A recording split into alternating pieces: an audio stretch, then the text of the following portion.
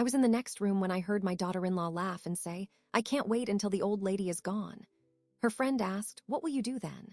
She answered proudly, "Sell everything and finally live." I stayed quiet and smiled. The next morning, she walked into the kitchen and froze because what she saw changed everything. Subscribe to the channel, leave your like and comment from which part of the world you are watching. Get comfortable and relax. Let's begin. The soil was warm and loose between my fingers. I pressed the last of the marigold seedlings into the raised bed, patting the earth firm around its delicate stem. The late afternoon sun draped over my shoulders like a familiar shawl. From the open kitchen window behind me drifted the soft clatter of dishes. Chloe was unloading the dishwasher. It was a Thursday. The quiet rhythm of my home, my sanctuary, hummed around me. I wiped my hands on my gardening apron, content in the simple completion of a task. Then her voice cut through the calm, sharp and clear. My daughter-in-law was on the phone. "I know it's just taking forever," she said, a theatrical sigh in her tone. I didn't move. I simply stayed crouched by the flower bed, my eyes on the dark soil. "I mean, we're basically in a holding pattern. Marcus says we have to be patient, but you see how she is, totally settled in. It's like she's going to live forever." A bee droned past my ear. I watched it land on a lavender spike. Chloe's laugh was a brittle sound. "No, of course not. She's fine. Healthy as a horse, unfortunately. But honestly, Sarah, I can't wait until the old lady is gone. This house has so much potential. We could open up the entire back wall, put in a feature fireplace, and all this stuff." Her voice dropped to a conspiratorial murmur, but the window carried every word. "It's just dated. We'll have an estate sale. Can you imagine? Once it's just us, we'll finally be able to breathe." The world did not tilt. The sun did not go cold. But something inside me, something soft and accepting, solidified into a quiet, dense mass. I heard the click of the phone ending, the murmur of the faucet. The normal sounds of a house resumed. I stood up slowly. My knees protested, a familiar ache. I gathered my trowel and my kneeling pad. My movements were precise, automatic. I walked to the outdoor sink, rinsed the tools, dried them, and placed them on their designated hook in the shed. I took off my apron and hung it next to them. I closed the shed door and heard the latch click with finality. I walked back into the house through the kitchen door. Chloe was at the island, scrolling through her phone. She looked up, her face arranging itself into a pleasant mask. "All done gardening, Ellie. You were out there a long time. Can I get you some water?" Her eyes were bright, her smile effortless. I looked at her. I saw the woman who had married my son 5 years ago. I saw the careful highlights in her hair, the expensive cream sweater, the expectation in her posture. I saw a stranger living in my home, counting the days until my death would grant her a renovation budget. "No, thank you, dear," I said. My voice was my own, steady and mild. "I think I'll go to my study for a bit." "Of course. Relax, you've earned it." She turned back to her phone, already typing. I walked down the hallway. The floor's original oak gleamed under my feet. My hand trailed along the wall, passing the framed photographs. My late husband, Robert, holding our infant son. Marcus in his graduation gown. Our family standing in front of the floral shop on its opening day. A life in rectangles of glass. I entered my study and closed the door. It was a quiet room lined with books and the comfortable leather chair Robert loved. I stood in the center, not yet sitting. I replayed the words, the old lady, dated stuff, a holding pattern. They were not shouted in anger. They were casual, confident. A simple statement of fact in her world. My existence was an inconvenience. My life's accumulation was clutter. My home was a shell waiting for her design. The humiliation came then, not as a heat, but as a cold clarity. It was the understanding that her kindness had been a performance. Her inquiries about my health were not concern, but reconnaissance. Our conversations about the house's history were not interest, but appraisal. For years, I had welcomed her. I had folded her into the narrative of this family, into the story of this house. I had mistaken her politeness for connection. I sat down at my desk. The surface was orderly, a blotter, a lamp, a small framed picture of Robert. I looked at his face. He had been a strategist, a planner. He built a business in a time that did not make it easy for a black man with ambition. He taught me that documents were armor and patience was a weapon. A strange calm settled over me. The shock was gone. The hurt was packed away, a thing to be examined later. What remained was a series of practical questions. She was waiting for me to be gone. She assumed the path was clear, the destination inevitable. She had made a critical error. She had confused my peacefulness with passivity. She had mistaken the gentle demeanor of a woman in her garden for weakness. I opened the top drawer of my desk. Inside were file folders, a calculator, pens. I did not take anything out. I just looked at them. I would not rage. I would not confront. Not yet. To do so would be to play the emotional, irrational old lady she already thought I was. It would give her the moral high ground, a story to tell Marcus about his mother's instability. No, if this was a war over my legacy, it would be fought on terrain she did not understand. It would be fought with paperwork and precedent, with memory and legal title. She saw a house full of old things. I saw a ledger of a life, each item with a story, each document with a purpose. She saw a waiting game. I now saw a project. The first step was knowledge. I needed to understand the landscape perfectly. The will, the deeds, the financial structures Robert and I had put in place. I needed to know every asset, every vulnerability. I needed to remember my own power. I closed the drawer. I sat back in my chair. From down the hall, I heard the faint sound of the television in the living room. Chloe was watching one of her design shows, no doubt imagining my walls coming down. Let her imagine, for now. I had just decided to live, not just breathe, not just exist, but to live with intention, with strategy for as long as I had left. And in that living, I would ensure that everything she was so casually waiting for, my home, my stuff, the life I built, would be forever out of her reach. The old lady had just gotten a second wind, and she had nothing but time. The decision in my study was a quiet seed planted in dark soil. It required no fanfare, only careful tending. The next morning, I performed my usual rituals. I made tea. I watered the indoor plants. I exchanged polite morning greetings with Chloe, who was dressed for her spin class, her energy a bright, brittle thing. I saw the way her eyes flickered over the furniture in the living room, already measuring and dismissing. I smiled and asked if she wanted a to-go cup for her smoothie. After she left, the house settled into its true silence. I went to my bedroom closet.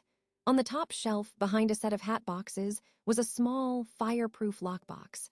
Inside were keys.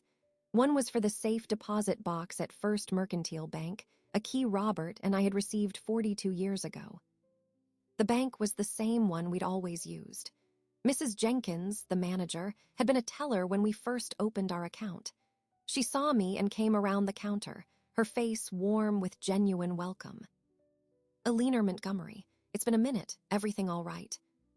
"Just doing a little housekeeping, Sharon," I said, my voice light. "The kind of thing you put off until you realize you shouldn't." She nodded understandingly. "Don't I know it? Come on back." The vault room was cool and hummed with a faint mechanical sound. She inserted her key, I inserted mine, and the long, narrow box slid out. I carried it to the private viewing room. When the door clicked shut behind me, I placed the metal box on the table and opened it. The smell of old paper and security filled the small space. This was not the desk drawer of current bills. This was the foundation. I laid each item on the table. The deed to the house. Our names, Eleanor and Robert Montgomery, in crisp type. The notary's seal from 1985. I remembered signing it, Robert's hand steady on my shoulder. The last will and testament of Robert Montgomery, leaving everything to me and nomming me as sole executor. My own will, drafted a year after his passing. I read it again. It left the house and a 60% share of the business to Marcus, with the remaining 40% to be divided among 3 long-term employees. It provided a cash bequest to Chloe, a sum that had seemed generous at the time. It named Marcus as executor. Standard. Sensible. The document of a woman who expected her son to be her steward, who trusted the natural progression of things. I set it aside. That was a vulnerability. It was the blueprint for Chloe's waiting game. Next, the life insurance policies. One large, paid out after Robert's death, which I had used to pay off the shop's expansion loan. 2 smaller, older ones, I examined them. One had Marcus as the beneficiary. The other, a policy we'd taken out decades ago as a supplement, still listed Robert. I had forgotten it. The premiums were paid automatically from an old account. A small thing, an oversight. The business documents, the partnership agreement, the tax IDs, the filings that showed the shop was an LLC of which I was the majority managing member. Marcus held a non-managing minority share. He drew a salary. He did not have control. I took a notebook from my purse and began to write. I noted dates, account numbers, legal clauses. I made a list of questions for my lawyer. The work was methodical. It was calming. With each fact recorded, I felt less like a victim of a plot and more like a general reviewing a map. When I finished, I returned the documents to the box, all but the forgotten life insurance policy. I slipped that single sheet into my purse. I locked the box back in its place. Back home, I called Gloria. She answered on the second ring. "Tell me you're coming to book club on Thursday, and you've actually read the selection this time." "I haven't opened it," I said. "I need to talk." Her voice shifted immediately, the humor replaced by focused attention. "What's wrong?" I told her. I repeated Chloe's words exactly. I did not raise my voice. I described the cold clarity that had followed. There was a long silence on the line. Then, "That little heifer." Gloria's voice was low and fierce. I knew there was something off about all that performative sweetness. "What are you going to do?" "I am going to ensure that my life is not reduced to an estate sale for her benefit." "Good, how?" "I start with an inventory of everything, not just what it's worth, but what it is." She sees dated stuff. I see proof of a life. That proof has weight. Legal weight. Sometimes, sentimental weight always. But I need to know the difference. I need to know what I'm fighting for, item by item. "I'm coming over," she said. "Right now, you shouldn't do this alone." "I'm not alone. I'm talking to you, but come over. I'll make tea. You can help me remember the stories." An hour later, we sat in the living room. I had my notebook open to a fresh page. Gloria held the Chinese porcelain vase that had been a wedding gift from Robert's mentor. "Okay," she said. "Item 1, this hideous, beautiful vase, tell me." I looked at it. Lin Chen gave it to us. 1978. He said every new home needed something fragile and precious to remind the occupants to be careful with each other. It survived 3 moves. Marcus knocked it over when he was 4. The handle broke off. Robert glued it back. You can still see the line if you look. I wrote it down. Chen vase, wedding gift, 1978. Sentimental, minor damage. We moved around the room. The mahogany bookshelves Robert built himself. The ugly lamp my sister gave me as a joke that somehow became a favorite. The rug we bought on a trip to Savannah. Each object had an origin, a memory attached. I wrote them all. The monetary value was often low. The personal value was incalculable. This was the ledger Chloe would never understand. As Gloria described the history of a silly ceramic cat, I felt a shift. The hurt was still there, a cold stone in my chest, but it was now surrounded by a growing structure of fact and memory. The emotion was being converted into data. The data would become a strategy. By the time Gloria left, I had filled 10 pages. The house was no longer just a house. It was a catalog of decisions, loves, sacrifices, and joys. It was the physical proof of my life with Robert. It was my legacy. That night, I did not sleep much. I lay awake and planned. The first phase was complete. I understood my position. The next phase required action, a small, quiet action that would test the waters. I thought of the life insurance policy in my purse, the one with Robert's name still on it, an oversight, a tiny thread. I decided I would pull on it and see what, if anything, unraveled. But first, I needed to see my lawyer. I needed to understand exactly what I could change and when. The game was no longer in Chloe's head. It was on my desk, in my handwriting, and I was just beginning to play. My meeting with Alan Schumer was scheduled for 10 o'clock on a Tuesday morning. His law office was in a modest brick building downtown, the same one where Robert and I had drawn up our wills. Alan had aged, but his manner was still the same, deliberate, unhurried, with eyes that noticed everything. "Ellie," he said, rising from his chair as his assistant showed me in. "It's good to see you. Please sit, coffee." No, thank you, Alan. He settled back, steepling his fingers. So, you said it was about estate planning, a review. A reconsideration, I corrected gently. I opened my bag and withdrew the file I had prepared. It contained a copy of my current will and the life insurance policy. I've been doing some thinking about legacy, about control. I slid the insurance policy across the desk. This first, an oversight. Robert is still the beneficiary. I would like to change it. He put on his reading glasses and scanned the document. Simple enough. Who would you like to name? The Robert Montgomery Horticultural Scholarship Fund at the community college. I saw his eyebrows lift slightly. It doesn't exist yet, but it will. I'll need your help establishing it as a designated beneficiary. He made a note. All right, we can do that, and the will. I am not ready to sign a new one yet, I said, but I am ready to understand my options. Fully. What would happen if I transferred the house into a trust? What would happen if I sold my share of the business to my employees? What are the tax implications? What are the mechanisms to prevent a forced sale? Alan listened, his pen moving across a legal pad. He did not ask why. He was a good lawyer. He understood that the why was my business, the how was his. You have considerable latitude, Ellie, he said finally. The house is yours, free and clear. The business structure gives you operational control. Any changes you wish to make are yours to make. The main consideration is timing and the clarity of your instructions. Clarity is my intention, I said. We spent the next hour discussing dry, technical details, revocable living trusts, beneficiary deeds, buy-sell agreements. I took notes. The language was dense, but it was a practical language. It was the language of fences and boundaries. By the end of the meeting, I had a list of tasks for Alan and a clear understanding of my power. It was not emotional. It was architectural. That afternoon, I executed the first change. I signed the beneficiary designation form for the insurance policy. The amount was $50,000. To Chloe, it would be a modest sum. To a student from our neighborhood, it could be a future. I mailed it myself from the post office. The second move was subtler.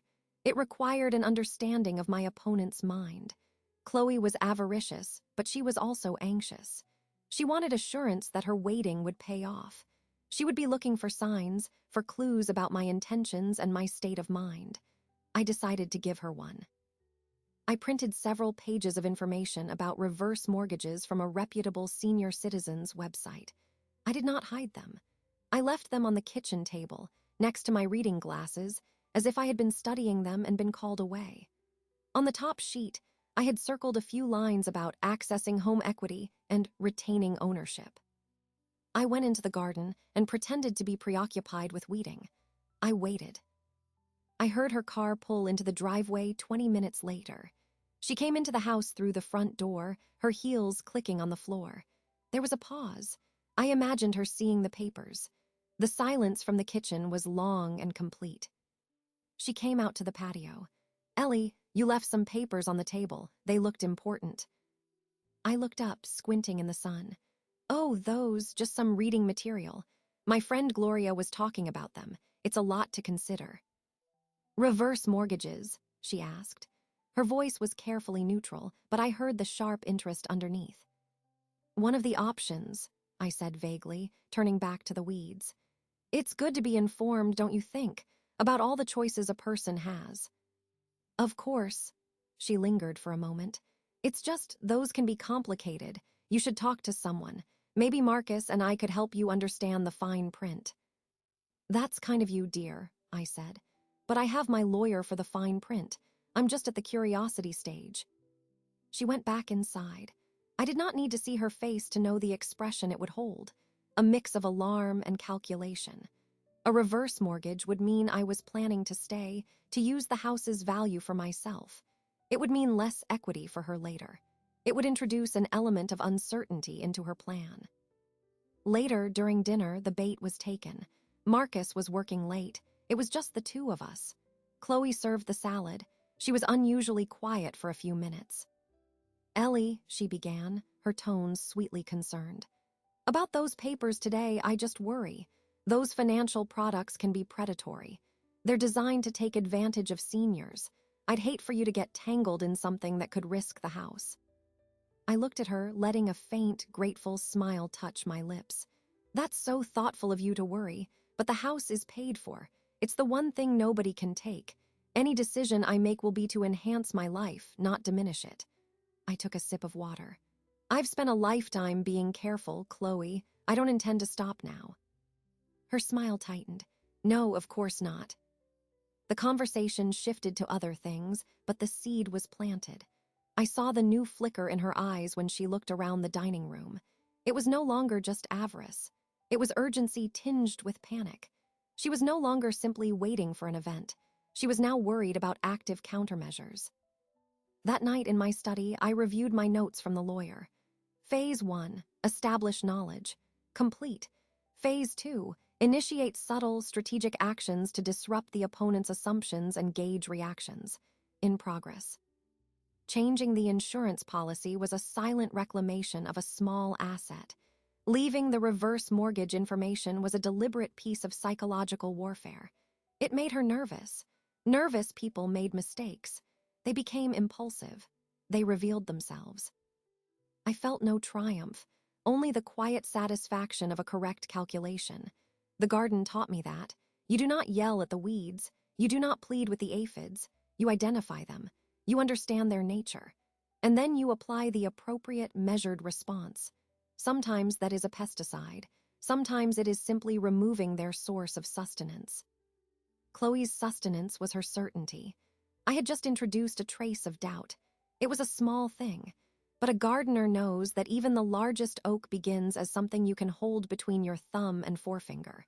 You just have to know where to plant it and be patient enough to let it grow. The doubt I had planted took root quickly. Within days, Chloe's behavior shifted. The subtlety she had once employed began to fray at the edges, replaced by a nervous, probing energy. Her suggestions about the house became less like hints and more like directives.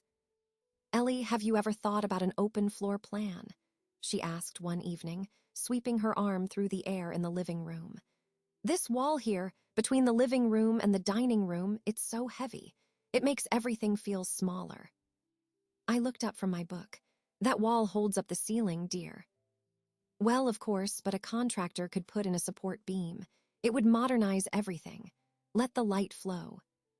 "I like the light where it is," I said, returning to my page. "And I'm rather fond of that wall. Your father-in-law painted the trim himself." She made a small, frustrated sound, a sigh disguised as a cough. I noted it. Her patience was thinning. My vague mention of financial options had made her timeline feel less certain, and uncertainty made her reckless. This was useful, but I could not fight this war from within the house alone. I needed my lines of communication to be clear and my allies informed. My first call was to Janet Coleridge, a realtor who had been a friend for 30 years. We met for lunch at a quiet cafe. "Janet, I need you to do something for me, and I need you to be discreet." Janet put down her fork. "You have my full attention, Ellie." "If anyone, and I mean anyone, calls you to inquire about the market value of my home or to feel out my interest in selling, I want you to take the call. Be polite. Be professional. But I want you to report every detail of that conversation directly to me. And you are to say that while you are familiar with the property, any discussion of a sale would have to go through the owner, who is currently not considering offers."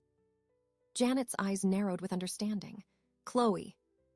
"Or someone acting on her behalf. I believe she may test the waters." "Consider it done.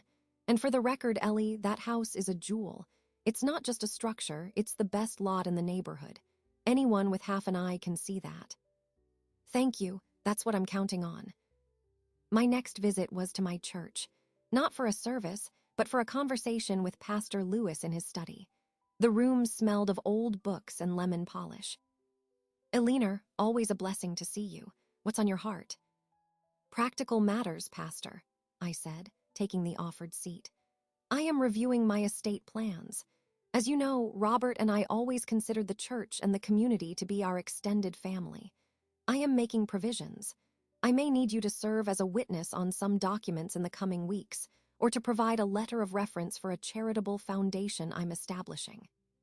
Pastor Lewis leaned forward, his hands clasped. Of course, anything you need. This community owes a great deal to you and Robert. Your stability has been a rock for many. It is only right that your legacy reflects that. He paused, his gaze kind but perceptive. Is everything all right at home? There are seasons of adjustment in every family, I said carefully. I am simply ensuring that my affairs are in order so that my choices are clear and respected. He nodded slowly, not pressing further. A wise course, you have my full support. These conversations were not dramatic. They were administrative, but each one was a thread, carefully spun and anchored. I was weaving a web of awareness around myself. Chloe might have her plans, but I was ensuring that the key people in my world, the lawyer, the realtor, the spiritual leader, knew with certainty that I was of sound mind, active intention, and in command of my property. The effect of this networking became evident sooner than I expected. 2 days after my lunch with Janet, Chloe approached me during breakfast. Marcus had already left for work. Ellie, she said, her voice dripping with casual concern. I was talking to a friend yesterday. She's a realtor. She mentioned that property values in this neighborhood have peaked. She said it might be a strategic time to consider downsizing from a purely financial perspective. Lock in the gains. I slowly stirred my oatmeal. Which realtor friend was this? Oh, someone I went to college with. Sarah Mitchell. She's with Premier Properties. I nodded, a name I did not recognize, not Janet. Chloe was using her own contacts, which meant she was bypassing the local network. That was a mistake on her part. It showed she didn't understand how things worked here. That's interesting, I said. I had coffee with Janet Coleridge just the other day. You remember Janet. She's been in this market since before you were born. She said the opposite. She said well-maintained properties in established neighborhoods like ours are becoming rarer. Their value isn't in trends, it's in permanence. Chloe's smile froze. She had not anticipated that I would have my own, better-informed realtor. Well, I'm sure Janet knows best. I just wanted to share what I'd heard. I appreciate that, dear. It's good to have multiple perspectives. But when it comes to my home, I trust the perspective of someone who has known it for decades. I took a spoonful of oatmeal. Did your friend give a price estimate? The question was a trap, and she walked into it. A rough one. She said in today's market, possibly close to $900,000. I let a small, dismissive chuckle escape. Janet said if I were to list, which I'm not, we'd start at 1.2 and expect a bidding war. The difference, I suppose, is in the details one knows about the property. The full, finished basement, the updated electrical, the heritage rose varieties in the garden that are quite sought after. Chloe's face went blank. The number was higher than she had imagined. The details were things she had never noticed. Her $900,000 fantasy of a quick, profitable flip evaporated against the reality of my home's true worth. I saw the calculation in her eyes recalibrate, the greed growing sharper, more anxious.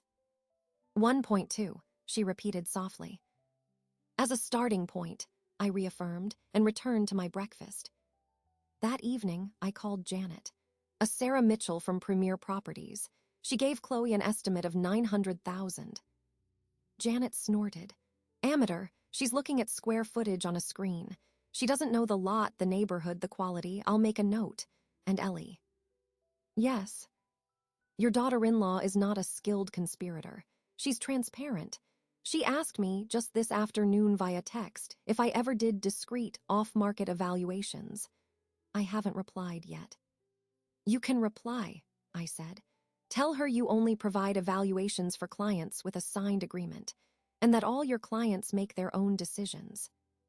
I hung up the phone. The web was in place. She was already fluttering at the edge of it. My allies were alerted. My position was communicated. The next move, I knew, would have to be more direct. She had a number in her head now, a number that was wrong, but a number that had excited her. Greed, once given a specific figure, becomes a demanding master. It would make her bold. And when she became bold, she would make a critical error. I simply had to be ready to see it, and to have the correct documents in hand when she did. I had given Chloe a number, 1.2 million. It was a strategic estimate, designed to inflame her greed and expose her impatience. But I needed to replace speculation with unassailable fact. I called a certified appraiser, James Whittaker, whose name I knew from the Historical Society. His reputation was for thorough, conservative valuations. I scheduled the appraisal for a Thursday morning. I did not hide this from Chloe. The night before, I mentioned it casually at dinner with both her and Marcus present. "I'm having a gentleman come by tomorrow to appraise the house," I said, passing the green beans to Marcus. He looked up, surprised. "An appraisal? What for, Mom? Are you thinking of refinancing?" "Just an update," I said. "It's been over 15 years. For my own records, it's prudent." Chloe's fork stilled above her plate. "An official appraisal?" "Yes, a full valuation for insurance and estate purposes. Mr. Whittaker is very respected." "How much does something like that cost?" she asked, trying to sound merely curious. "The cost is irrelevant compared to the value of accurate information," I replied. Mr. Whittaker arrived promptly at 9. He was a man in his 60s with a measured demeanor and a detailed clipboard. I gave him a tour. I did not boast. I simply pointed out facts. The slate roof replaced in 2010, the updated HVAC system, the permitted addition of the sunroom, the custom built-in bookshelves, the hardwood floors under the carpets in the bedrooms.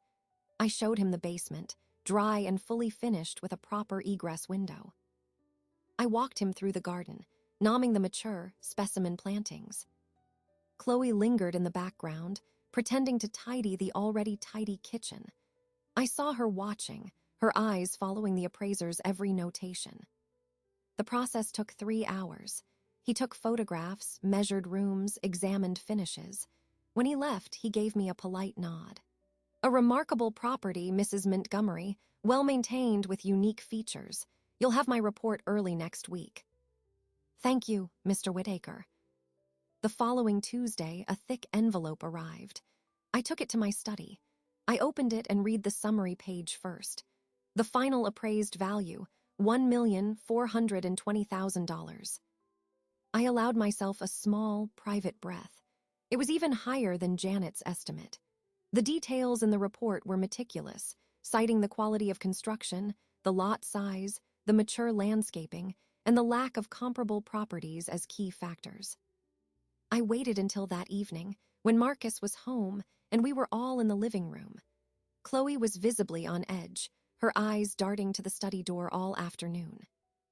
"The appraisal report came today," I said, lifting the envelope from the side table.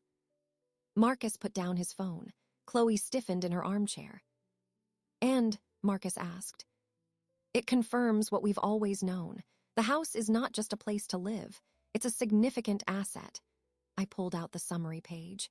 "The appraised value is $1,420,000. The silence was absolute. Marcus's mouth opened slightly. Chloe's face went pale, then flushed with a sudden covetous heat. 1.4, she whispered. 1.42, I corrected mildly. "The details are all here. It seems your friend Sarah's estimate was quite low, by over $500,000, an unfortunate error."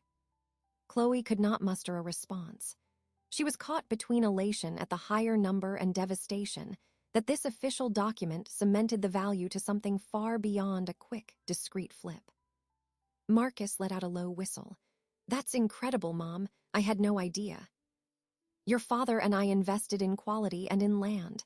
We were not waiting for a future sale. We were building a permanent home." I let the words hang, a quiet rebuke to the transients Chloe championed. "This brings me to another matter. The quarterly review for the shop is next week. I've decided to host it here." This was the second part of my midpoint shift. The business review was always held at the shop's small office. By moving it to my home, I was symbolically recentering my authority. I was also bringing the financial reality of my legacy into the space Chloe viewed as her future asset. "Here," Marcus frowned. "Why? The files are all at the office." "The files are portable. I want to review the figures in a neutral setting, and I want to discuss long-term strategy. Please inform David and Linda. 10 a.m. next Thursday. I'll provide lunch." Chloe found her voice, sharp with a nervous edge. What kind of long-term strategy? The shop runs itself. No business runs itself, Chloe, I said, my tone even. That is a misconception that leads to failure. We will be reviewing the partnership agreement, profit distribution, and succession planning. It is time. The word succession made both of them look at me. I saw the hope in Chloe's eyes, the confusion in Marcus. Succession, Marcus repeated. All businesses must plan for the future, I said, closing the appraisal report. I am planning. That is what this year is for: appraisals, reviews, clear-eyed planning. I stood up, signaling the end of the discussion. I'll make the lunch arrangements. Marcus, please let the team know. I left them in the living room, the heavy number hanging in the air between them. For Marcus, it was a point of pride, maybe a reassurance of his inheritance. For Chloe, it was a beacon and a barrier. The prize had just gotten much larger, but the path to it had just become much more complicated. She could no longer dismiss me as an oblivious old woman sitting on a modest nest egg. She was now looking at a formidable estate, controlled by a woman who was actively, publicly putting her affairs in order. As I climbed the stairs, I heard the low, urgent murmur of their voices beginning. I did not try to listen. I knew the shape of the conversation. The appraisal had done its job. It had shifted the balance of power from speculation to fact. And the announcement about the business meeting had thrown a wrench into their assumptions about how and when decisions would be made. The quiet strategist in her study was stepping into the light. The next move would be theirs. I had forced their hand. They would have to react, and in their reaction, they would reveal their next mistake. My only task was to be ready, with all my documents in order, and the calm certainty of a woman who knows the true worth of everything she owns. The business review was set for Thursday. In the intervening days, a quietness settled over the house, the kind that comes before a storm. Chloe moved through the rooms with a new intensity, her gaze no longer just dismissive but actively assessing, as if trying to match the appraiser's numbers to the walls and floors. Marcus was preoccupied, lost in his own thoughts. I used the quiet. I went to the hall closet and pulled down a specific cardboard box, the kind designed to hold legal-sized files. It was labeled Shop, Early Years, in Robert's sloping handwriting. I carried it not to my study, but to the dining room table, the site of the upcoming meeting. I wanted to sit where I would soon face them and remember why I was fighting. The first item I lifted out was not a document, but a photograph. It was curled at the edges, black and white. Robert and I, both in our late 20s, standing in front of a narrow storefront with a hand-painted sign that read Montgomery's Flora. The window was empty. We were smiling, but our shoulders were set with tension. It was 1979. I remember the smell of fresh paint and mildew that day. We had secured the lease with a loan from Robert's uncle, co-signed by my father. The interest rate was punitive. "They think we'll fail," Robert had said, not with anger, but with a grim determination. He was still in his good suit from his day job at the post office. My hands were chapped from scrubbing the floors. "We'll have to be better than good," I had replied, unrolling a bolt of cheap floral fabric for the display tables. "We'll have to be essential." We were. We opened at 6 in the morning to cater to the breakfast crowd buying last-minute hostess gifts. We stayed open until 8 to catch people after work. Robert handled the deliveries and the heavy lifting. I managed the books, the orders, the customer relationships. We learned which flowers lasted longest, which colors sold best in which season. We gave credit to grieving families and trusted them to pay when they could. The community began to rely on us. The second photograph was in color, faded. Our son Marcus, about 5, sitting on the counter of the shop, surrounded by bundles of carnations for Mother's Day. He was grinning, his hands stained green from stems. The business was 5 years old then, finally turning a consistent, modest profit. We had just made the last payment on the uncle's loan. Robert framed the canceled check and hung it in the back office. I pulled out a ledger from 1985. My handwriting filled the columns: income, expenses, net. The numbers were small. I recalled the winter of '86 when a pipe burst in the shop and destroyed a shipment of expensive poinsettias 2 weeks before Christmas. Our insurance had a high deductible. We worked 16-hour days making wreaths and centerpieces to recoup the loss.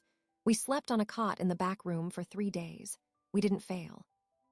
The struggle wasn't just financial, it was societal. A black couple trying to get a business loan, a mortgage, respect from certain wholesalers. Every no was a brick. We used them to build our own foundation slowly, carefully. We didn't get angry in public. We got prepared. We documented everything. We built a reputation for flawless reliability. We made our yes more valuable than anyone else. The deed to this house was in the box. I unfolded it. 1989. The shop was stable. Marcus was 9. We wanted a yard, a place to put down roots that weren't above a commercial street. This house was a foreclosure, neglected. The price was within reach because of the work it needed. Robert saw potential in the solid bones. I saw sunlight in the south-facing garden. We spent every weekend for 2 years renovating. Robert learned plumbing and basic electrical work. I stripped layers of paint from the woodwork. We saved for new windows for 5 years. Every improvement was paid for in cash, funded by the shop's profits. There was no bank of mom and dad, no inheritance. There was sweat and patience and the profound understanding that what we built, we owned. Truly owned. I found a list, in my own writing, titled Dreams. It had 3 items. 1. Own the shop building. 2. Put Marcus through college. 3. Die with no debts. Simple, unpoetic goals. We achieved the first 2. Robert did not live to see the third, but I have made it my mission. These were not just memories. They were proofs of concept. Every scar on the hardwood floor from moving furniture, every nick on the kitchen counter from 1,000 family meals, every bush in the garden planted for a specific reason. They were all entries in the ledger of our life. They represented delayed gratification, mutual sacrifice, and a love that expressed itself in action, not just words. Chloe's vision was one of consumption. She saw the final product, the appraised asset, the stylish space, and wanted to consume it. She did not see the decades of investment. She did not understand that the value was not in the object itself, but in the life it represented. To her, legacy was something you spent. To me, it was something you built and, if necessary, fiercely protected. I placed the photographs and the ledger back in the box. The quiet in the house felt different now. It was no longer the silence of tension, but the deep, solid quiet of foundation. I was not just an old lady in a valuable house. I was the co-architect of every brick and beam of the life contained within it. The upcoming meeting was not an intrusion. It was a return to the principles that built this table I sat at: accountability, clarity, and the unemotional review of facts. The past was not a sentimental journey. It was armor. And as I closed the box, I felt its weight settle around me, familiar and strong. I was ready for Thursday. The Thursday of the business review arrived. I had set the dining room table with notepads, pens, and a carafe of water. The file box with the shop's historical documents sat on the sideboard. I was dressed in a simple linen shirt and slacks, an outfit of quiet authority. I expected David and Linda, my shop managers, at 10. Marcus had said he would come straight from an errand. At 9:15, the doorbell rang. I was not expecting anyone. I answered it to find Chloe standing on the porch with a woman I did not recognize. The woman was perhaps 40, dressed in a sharply cut blazer and holding a large leather folder. She had the polished, assessing look of a real estate agent. "Ellie," Chloe's smile was wide, strained at the edges. "I hope we're not interrupting. This is my friend Vanessa. She was in the neighborhood showing a property and I just had to have her see our garden. I've told her so much about your green thumb." Vanessa extended a hand. "Vanessa Ross. It's a pleasure, Mrs. Montgomery. Chloe speaks so highly of your home." I shook her hand, my grip firm. "How kind! Please come in." I stepped back, allowing them entry. I noted the leather folder. It was not the accessory of someone casually admiring azaleas. I led them not to the garden, but into the living room. "Please have a seat. Can I offer you some tea? I was just about to make a pot." "Oh, we don't want to be a bother," Chloe said quickly, her eyes scanning the room as if seeing it through Vanessa's professional gaze. "It's no bother." I went to the kitchen, moving with deliberate slowness. I filled the kettle, selected cups, arranged a tray. I gave them time. When I returned, they were standing by the fireplace. Vanessa's head was tilted slightly, her eyes tracing the crown molding. I set the tray on the coffee table. So, Vanessa, which firm are you with? Keller Williams Premier, she said, accepting a cup. I specialize in historic and high-value properties in this area. How interesting. You must know Janet Coleridge, then. A slight flicker in Vanessa's eyes. Yes, of course, a veteran in the field. She's a dear friend. She actually referred the appraiser who was just here. I took a sip of my tea. The full report came in last week. It was quite comprehensive. Chloe shifted on the sofa. We don't need to talk business, Ellie. Vanessa is just here as a friend. But it is business, isn't it? I said, my tone pleasant. A realtor in a home is always business. Even a social call is an appraisal of sorts. The eye is trained, after all. I looked directly at Vanessa. Were you hopping to see the garden or the entire property for a proper, if informal, evaluation? Vanessa cleared her throat, setting her cup down. Chloe mentioned you might be considering your options. I always think it's wise for homeowners to understand the current market, even if they have no immediate plans. I agree entirely. Knowledge is paramount. I stood up. Well, since you're here, let me give you the same tour I gave James Whittaker, the certified appraiser. It will be useful to have a second, albeit unofficial, perspective. I saw the shock register on Chloe's face. She had expected to guide this tour, to control the narrative. I led them from room to room. I did not talk about memories. I talked about specifics. The roof is slate, replaced in 2010 with a 50-year warranty. Here are the documents. I pulled the folder from a drawer in the hallway. The electrical was fully rewired in 2005. The plumbing is copper. The foundation was inspected and reinforced in 2015. The windows are historically accurate reproductions, with double-paned, UV-resistant glass. Vanessa's polite smile became fixed as she scribbled notes in a small book.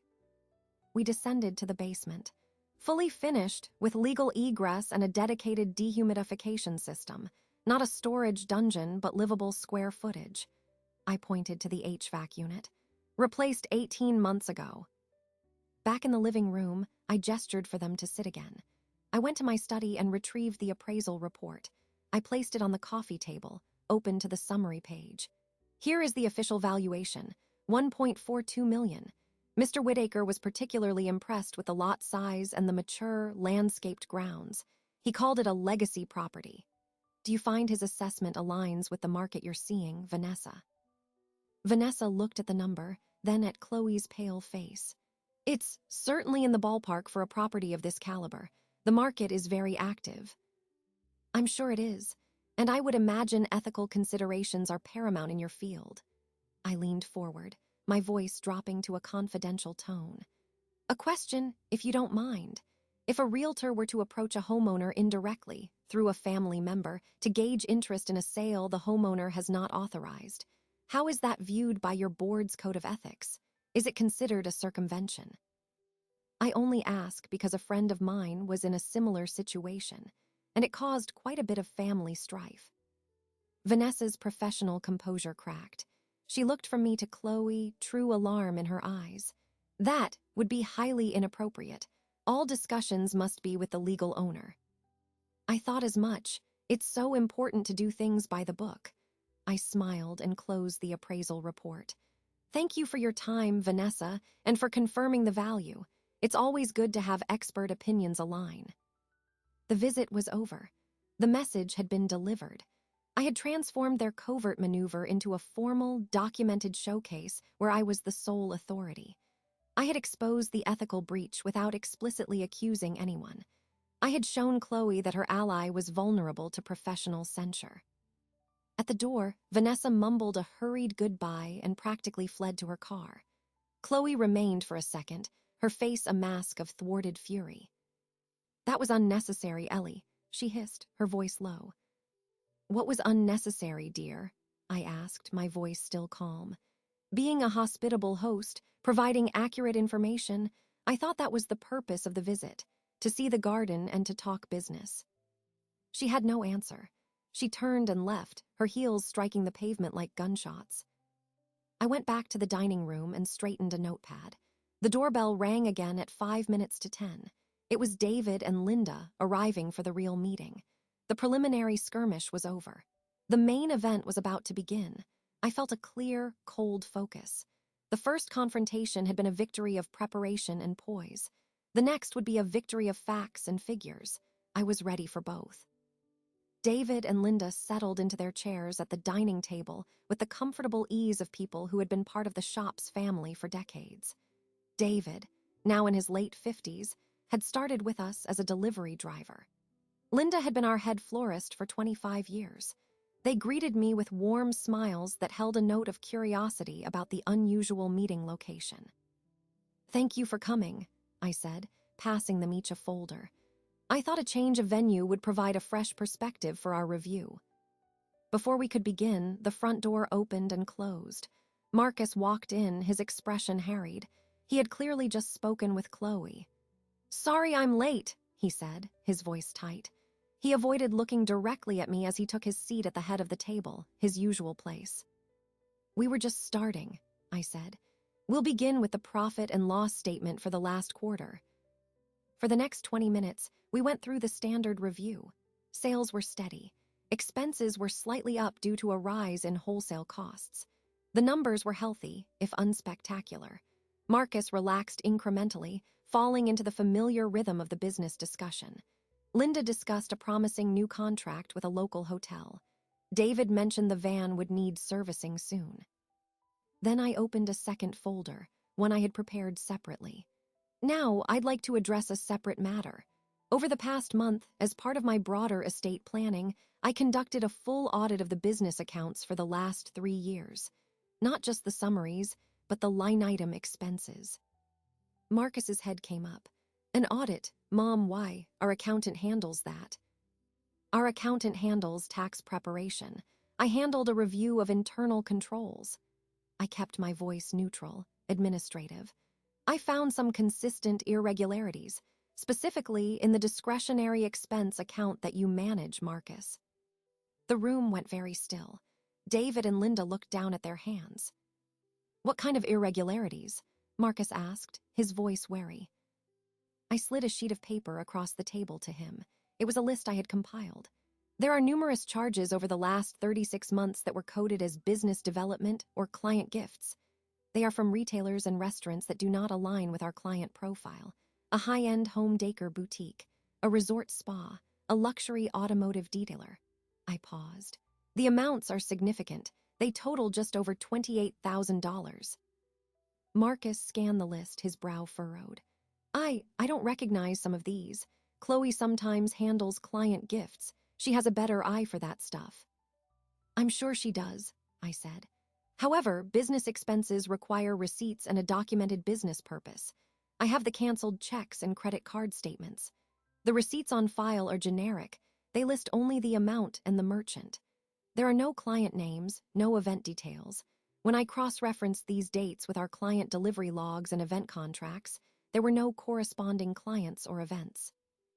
I could see the understanding dawning on his face, a slow, sickening realization.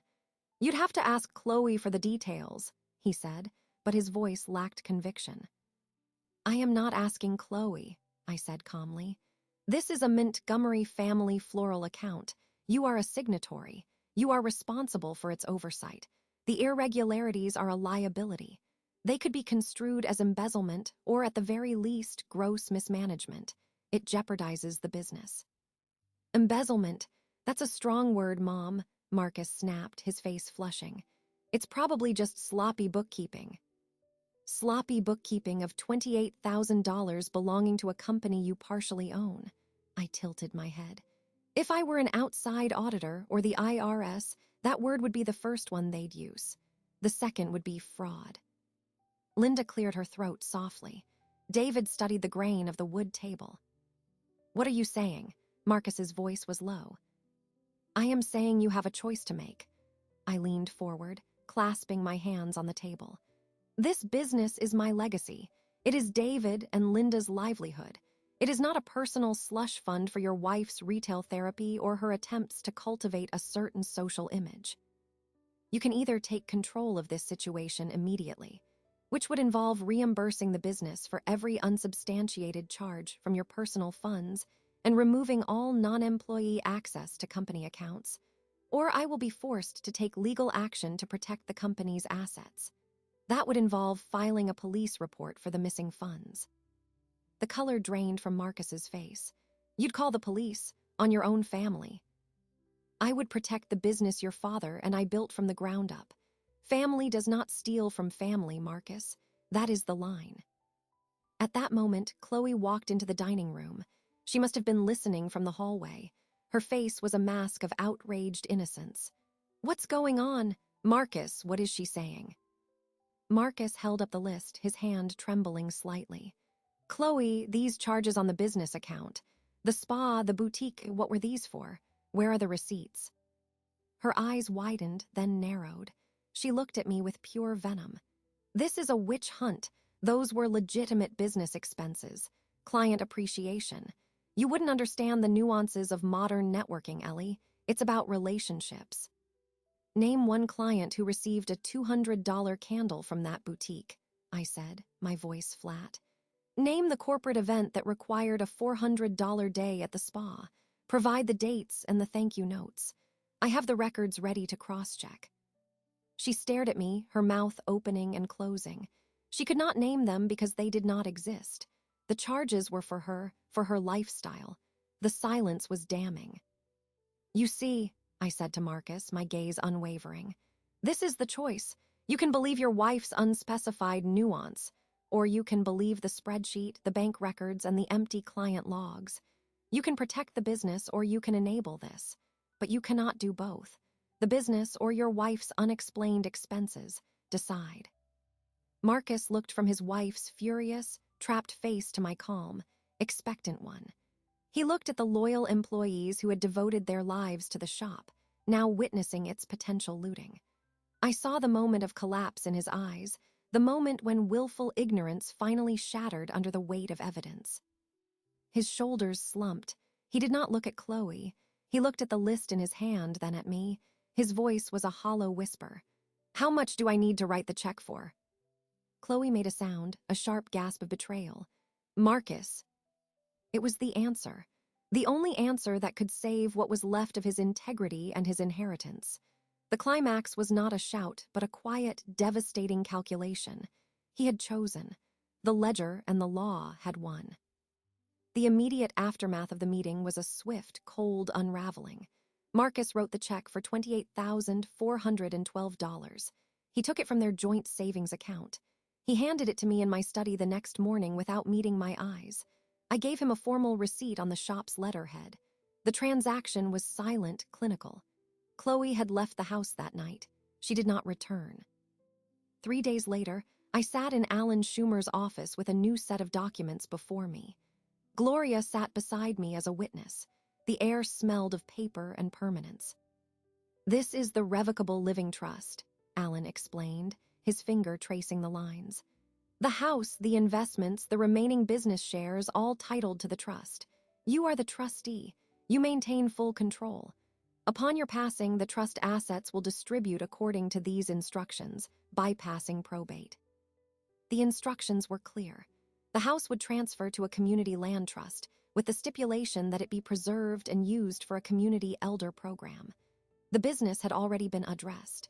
I had signed the agreement to sell my remaining shares to David and Linda for a fair, below-market price, financed through a seller note.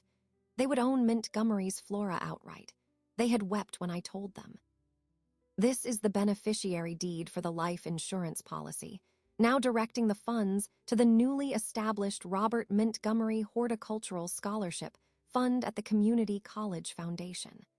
The paperwork from the foundation is attached. And this, Alan said, sliding forward the final document, is your new last will and testament. It names the trust as your primary beneficiary, superseding all previous versions.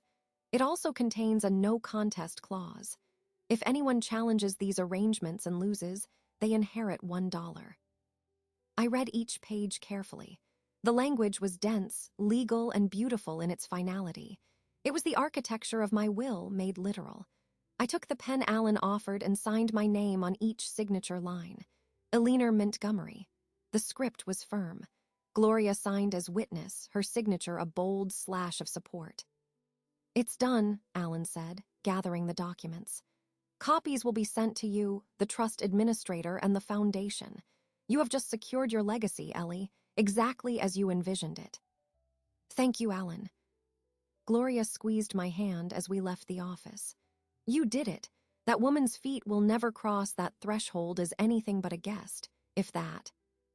"She will not be a guest," I said. Marcus came to see me that evening. He looked aged, the lines on his face deeper. He sat in the living room, the same room where he had learned the appraised value, where his wife had brought the realtor. He did not speak for a long time. "She's filing for divorce," he finally said. "She says I failed to protect her, that I chose you over her." I waited. "Did I?" he asked, his voice ragged. "Did I choose wrong?" "That is not the question," I said. "The question is, what did you choose? You chose to repay a debt. You chose the survival of a business over the concealment of a theft. You chose documented fact over convenient fiction. Those are not choices between people. They are choices between principles." He put his head in his hands. "I didn't see it. I didn't want to see it." "I know. Your father was the same way. He trusted until evidence demanded he stop. You have his heart, but a heart without eyes is a liability." "Are you selling the house?" he asked, looking up, a child's fear in his eyes. "No, I am living in it. When I am gone, it will belong to the community. It will become a place for others. It will not be sold. It will not be flipped. It will serve." He absorbed this. He had expected disinheritance. This was different. This was a transformation of inheritance into something larger than one person. He did not know how to feel about it. "The business is in the best possible hands, hands that have cared for it for decades. You will receive a portion of the sale payments over time. It is a fair sum. It is not a fortune. It is the result of work, not waiting." He nodded slowly, accepting the justice of it. He had been a passive beneficiary. Now he would be a minor creditor. The change was humbling, but it was clean. It had the integrity of a settled account. "I'm sorry, Mom." The words were simple, and for the first time, they held the weight of true understanding. "I know you are. You can stay in the guest room tonight if you need to. But tomorrow, you will need to find a new place. This house is no longer part of your marital assets. It is important that is clear." He left shortly after to an apartment he had rented. The house felt different that night. It was not empty. It was full of purpose. Every piece of furniture, every book, every photograph was now part of a protected whole. They were no longer items on a future auction block. They were artifacts in a living museum of a life well lived, with its future securely mapped. Gloria came over with a bottle of non-alcoholic champagne. We sat in the kitchen, the way we had as young women, and clinked glasses. "To the old lady," Gloria said, a wicked grin on her face. "Long may she reign." I smiled, a real one felt deep in my bones. "To the old lady," I agreed. The title no longer felt like a dismissal. It felt like a crown earned and now firmly placed. The revenge was complete. It was not in Chloe's humiliation or Marcus's sorrow. It was in the quiet click of the lock on the trust documents, in the scholarship fund in Robert's name, in the knowledge that my home was forever safe from the vultures. I had taken back my narrative, my worth, and my peace. The rest was just paperwork, and I was very good at paperwork. The following spring arrived with a soft, persistent warmth.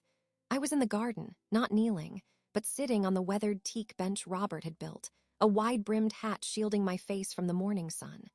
The roses were in early bloom, their fragrance a tangible layer in the air. I held a cup of tea, watching a hummingbird dart between the bee balm.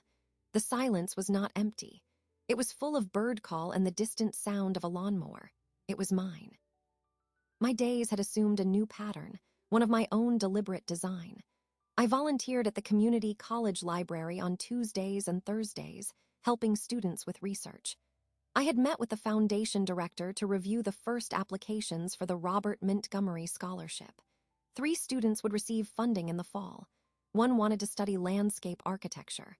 I read her essay twice. The house operated as it always had, but with a lighter feeling. The guest room was now a proper sitting room for my book club. Chloe's decorative suggestions were gone, replaced by my own selections, things I had always liked but had deferred. The walls were the same color. I liked the color. Gloria came by every Friday for lunch. She brought gossip from the neighborhood and updates from the shop, which was thriving under David and Linda. They had sent me a lavish arrangement for my birthday with a card that read, "From your other family." Marcus called every Sunday. The calls were sometimes awkward, but they were consistent. He was living in a townhouse closer to the city. The divorce proceedings were ongoing but amicable, meaning Chloe was getting what the law entitled her to and nothing more. There was no fight over the house. It was not an asset in the marriage. My trust was impregnable. I heard through Gloria that Chloe had moved to a different city, following a new man with perceived prospects. The news was delivered without malice, as a simple fact. It warranted no reaction. On this particular morning, Gloria found me on the bench. She sat beside me with a contented sigh. "The Agnes Smith is particularly vigorous this year," she said, pointing to the climbing rose on the trellis. "It appreciates the extra compost," I said. We sat in comfortable silence for a few minutes. Then she said, "I saw Janet at the market. She said that realtor Vanessa Ross left Keller Williams, went to some boutique firm. Janet thinks there was some internal review about unethical client solicitation." I took a sip of my tea. "Is that so?" "MMM. Also, the Historical Society wants you to give a talk about the gardens here.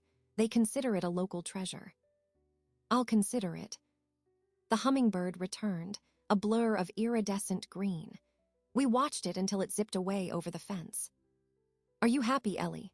Gloria asked, her voice uncharacteristically soft. I considered the question. I considered the solidity of the bench beneath me, the deed to the house resting in the safe deposit box within the trust folder, the scholarship fund ledger with its 3 names, the absence of a certain tense, watchful presence in my home. "I am at peace," I said. It was the precise truth. Happiness was a fluctuating state. Peace was a condition. It was the absence of conflict, the security of boundaries respected, the quiet satisfaction of a plan executed well. It was the knowledge that I had not simply reacted to an injury, but had proactively secured my world against future harm. Later, I went inside to my study. On the desk was a letter from the Community Land Trust, confirming the finalization of the future-dated deed transfer and their plans for the Elder program. I filed it. I updated my personal ledger, a habit I maintained. The columns were balanced. I walked through the house, touching familiar surfaces. The top of the bookshelf Robert built, the cool marble of the hallway table, the slightly wobbly knob on the pantry door he'd always meant to fix. These were no longer items on an inventory list for a defense. They were simply my things in my home for as long as I wanted them. The fight was over. The victory was not in the leaving, but in the staying on my own terms. That evening, I sat by the window in the living room as the sun set. The room glowed with a gentle, amber light. I felt a smile form on my face, not for anyone to see. It was for the quiet, for the settled dust, for the profound, unassailable safety of a fortress that had been tested and had held. The old lady was gone. In her place was a leaner Montgomery, trustee, benefactor, volunteer, gardener. The woman who had heard a careless sentence and had, with patience and precision, rewritten the entire ending. The story was now mine alone to tell, and this chapter, this quiet evening in the house full of light, was the only one that mattered anymore. I had not waited for my life to be over. I had decided to live it completely and with final authority. There was nothing left to win.